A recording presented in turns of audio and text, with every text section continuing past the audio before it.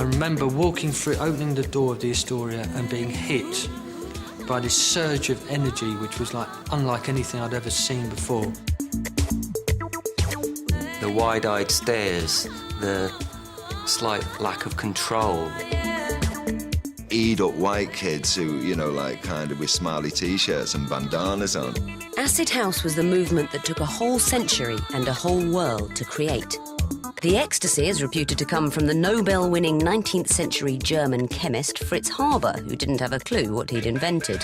Saturday night in South London, hundreds of young people are gathering for the latest craze, an acid house party in a disused warehouse. Where do you think you're going to?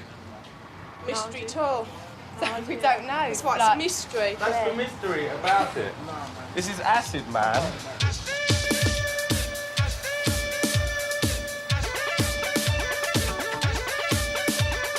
People were travelling and driving to old warehouses or old mills. Padlocks would be broken off front doors, sound systems would be put on, and word of mouth or flyers would advertise the location of a dance event for one night and one night only. Well, when it first started, it was really different. The music was like nothing else, really, that had been around. Most of the time, my parents don't really know that I'm going to an illegal warehouse party. I'd just say it's a warehouse party and they don't ask me whether it's illegal or not, because they don't really know about those sort of things. Before being made illegal in Britain and the US, it had been used in the 1970s during relationship counselling. Because the ecstasy was, you know, was a drug which made you far more open and far more receptive. It wasn't a drug that made you aggressive or made you violent or anything. It completely the opposite way, and that's why people were on the dance floor and some would say felt part of everything, felt connected to everybody on that dance floor. For some people, taking an E made the difference from standing at the bar and being boring to actually like getting out and becoming part of the group. Ecstasy got rid of your inhibitions, and suddenly everybody was just out there dancing, which is why you got some really good dancing and you got some really crap dancing.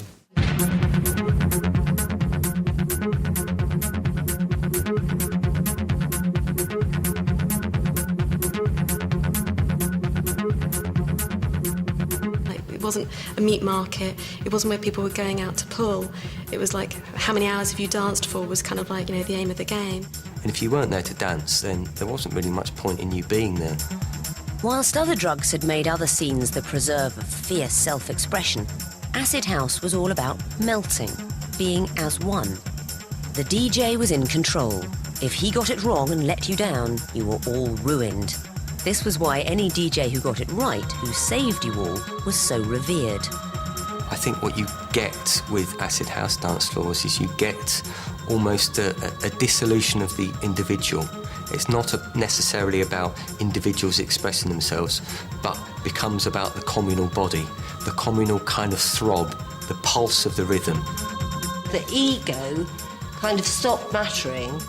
You weren't dancing with one other partner, you were dancing with the crowd. It wasn't, to be fair, a gigantic arsenal of dance moves. If you've been up for, say, 3 days and your legs aren't working anymore and you're so tired, you can still sort of do this and feel like you're kind of getting into the track.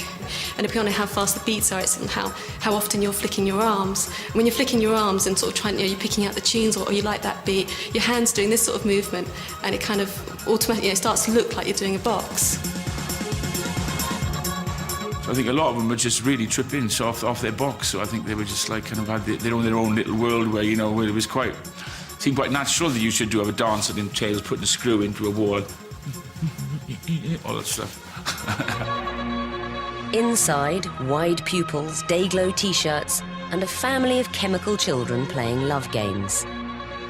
Outside the warehouse doors, the increasingly hard times of the late 80s recession. Long-established industrial communities were about to take a final fatal blow, while Britain's youth held hands, hugged, and danced the night away. I don't think it's any coincidence at all that after 5 to 10 years of Thatcherism, we see a reaction against consumerism, against individualism, and a desire to reconnect. You know, in retrospect, it's very easy to see that as a way that people formed communities in an otherwise quite alienating world. But as acid house grew in popularity, it wasn't the sense of togetherness that outraged the tabloids. It was several thousand trespassing youngsters off their heads on ecstasy every weekend. Police moved in around 8 o'clock last night. Instructions to the officers were to arrest the people to prevent a breach of the peace. Serious breach of the peace. A lot of the panic around rave was the idea that it looked like there was no thinking going on. The tabloids said that people were acting like zombies, and I suppose in a funny kind of way they were. I'm spraying these people because their body heat has risen to such a temperature that it needs to come down again. It's like if you feel this guy here, if you just feel his arm, it's like, that's hot. That's about 2-3 times hotter than it's supposed to be. Do you know what I mean? It's like you got some serious piece of fever. Watch the jaw, watch the jaw. That's the ecstasy. The government drafted legislation to stop the dance parties. The ravers protested with the biggest and indeed only weapon they had, rave, on the streets of London. Submission is a crime. Submission is a crime. You have a duty to resist this bill. Well, the Criminal Justice and Public Order Act of 1994 is probably one of the only pieces of legislation in the Western world that specifically talks about musical structure. It talks about a succession of repetitive beats, and the idea that in certain circumstances, certain people should be prevented from dancing to a particular form of music, I think is almost unique to that piece of legislation. But there's no doubt that they really did bring in the heavy legal machinery to crush what they saw as a rebellious youth culture. But the genie was out of the bottle. Rave didn't die. Rave made too much money for the promoters to die. It just became legal. The inner city in the 1990s was actually regenerated through a particular DJ and dance culture. Those inner cities, particularly that, you know, right at the centre of the cities, they brought people back in, they brought tourists from all over the world to see this dance culture. Hacienda was a great example. A club which was previously a yachting warehouse was turned into one of the most famous nightclubs in the world. Interestingly enough, it's now, like the rest of Manchester, a block of apartments, the Hacienda apartments. But for all the social analysis and luxury flats, for many, rave's legacy was personal and permanent.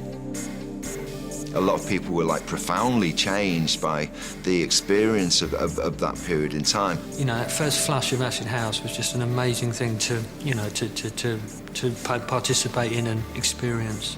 It was like being in my family. I really belong. I never get that sense of belonging anywhere else.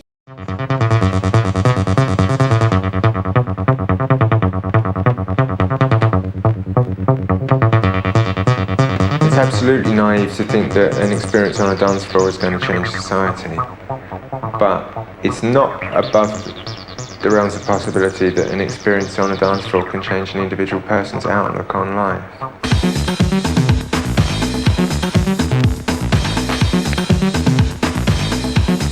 88, it was an incredible year. In London, that's where the Summer of Love exploded, and it was a club that we was working at called Rip in Clink Street that functioned all through the summer of 88. It was pretty much Rip and the HOuSe that were the two big acid house clubs. HOuSe was very lightweight, kind of poppy, and Clink Street was very intense and quite dark, very, very heavy acid. London and Manchester, England, 1988. A strange new music launches a strange new culture. Parents will never look at their kids in quite the same way. Alcohol goes out of fashion, and every teenage wardrobe has the same T-shirt in it. Why? It was raw and exciting, really raw and exciting. It was recorded on a couple of machines. It was, to me, it was like punk. It meant that you got away from kind of the muso aspect, and clubs were going back to kind of, you know, people being able to do it in their bedroom and go down and take the tape down and cut the record off the tape. Very raw and fresh. Stay tuned for more over-the-top acid house madness. Some intelligent British DJs quickly turned acid into pop. Doctor in the House? Yeah, and The Only Way's Up had a well acid bass line. definitely acid pop. Saturday night in London, I'm standing behind the Astoria. It's trip night. It's a hot night. It's the hottest night. And this is why. I think the difference is in some clubs you walk in and everybody sort of stands at the bar looking at each other and no one really freaks out like that. Whereas in here, people walk in dancing. Acid became a way of life which seemed to operate outside the parameters of the law. The backlash against the acid house craze is gathering momentum in Britain. A lifestyle in Britain, acid house was purely a dance music in Chicago, where it was invented by a small group of DJs and producers. The true originator and godfather of acid music is Adonis, my partner. He's the guy that really started off with going under not only his own name Adonis, but also Jack Frost. I'd say my favorite acid house track was Shout, the one that Adonis did. The way it was mixed, the way it started and stopped, that really excited me. DJ Pierre would probably get the tag of being the creator of acid music. It started for me with creating the sound of house music, and then after that sound was developed, I did acid probably in '87. I did an album called No Vocals Necessary. Even more disturbingly, a local newspaper urged parents to take their children to a doctor immediately if they were wearing smiley shirts, because they were probably on drugs. It was completely hedonistic, very, very sexy, very psychedelic, a lot of adults, very, very off it, and complete madness. Certainly it was a substance-filled environment. Let's go!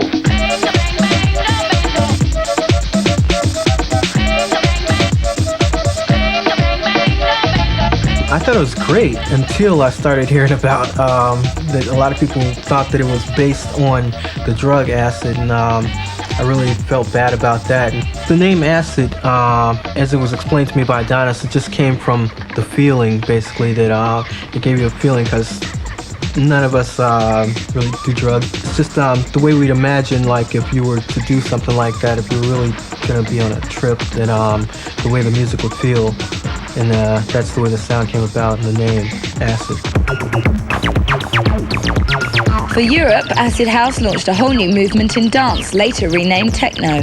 For Britain, acid was a revolution in youth culture. For Chicago, it was just one stage in the development of house music. But the key to acid was none of these things. It's ironically a small machine designed for rock musicians in the 70s. Whatever the DJs say, the machine made acid.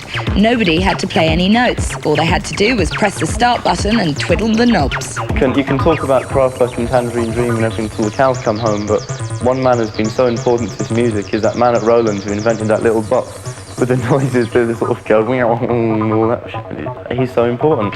I want to know who this man was. He is a pioneer of you know, if he'd patented that sound, he'd have had copyright and publishing on 5 million records. That there isn't acid. What makes it acid is turning the knobs like this and making it do different formations of the bass line. That's acid music. But when usually people just got it and just had one bass sound like that. That's how it began. And then as the other guys got it, they tried to get more creative with it, and they started turning all the knobs, and the people not knowing that that's how acid music started.